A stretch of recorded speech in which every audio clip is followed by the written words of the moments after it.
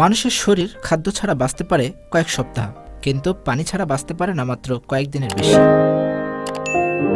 আমাদের বেঁচে থাকার জন্য তাই পানি বড়ই প্রয়োজনীয়। পানির অপর নাম জীবন হলেও যদি সেটা দূষিত হয় তাহলে পানি হতে পারে নানা রোগের কারণ। ঢাকাসহ বিভিন্ন শহরে সরবরাহকৃত পানির 2 দফায় পরিশোধনের মাধ্যমে পুরোপুরি দূষণমুক্ত করা হয় ঠিকই, তারপরও পাইপলাইন লিকেজ বা পুরনো পাইপের কারণে কিংবা পানির ট্যাঙ্কগুলো নিয়মিত পরিষ্কার না করাই দূষণমুক্ত পানি দুষ্কর।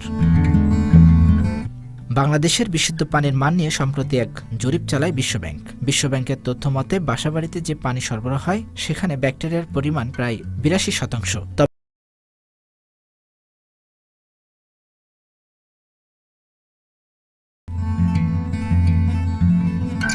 2. ফিল্টার পদ্ধতি। পানি ফোটানোর মাধ্যমেই ক্ষতিকর জীবাণু দূর করা সম্ভব হলেও পুরোপুরি আশঙ্কামুক্ত থাকতে ফিল্টারের মাধ্যমে বিশুদ্ধ করা যেতে পারে।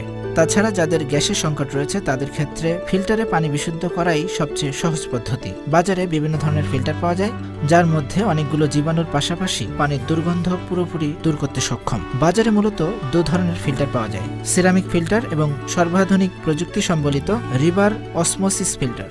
বাংলাদেশের বেশিরভাগ মানুষ সিরামিক ফিল্টার ব্যবহার করে থাকে। এই ফিল্টার থেকে আপনি কতটুকু বিশুদ্ধ পানি পাবেন সেটা নির্ভর করে ফিল্টারটির নিয়মিত পরিষ্কার করা হয় কিনা তার উপরে। বেশ কয়েকটি অত্যাধুনিক ফিল্টারে এই আল্ট্রাভায়োলেট পিউরিফিকেশন প্রযুক্তি রয়েছে, তবে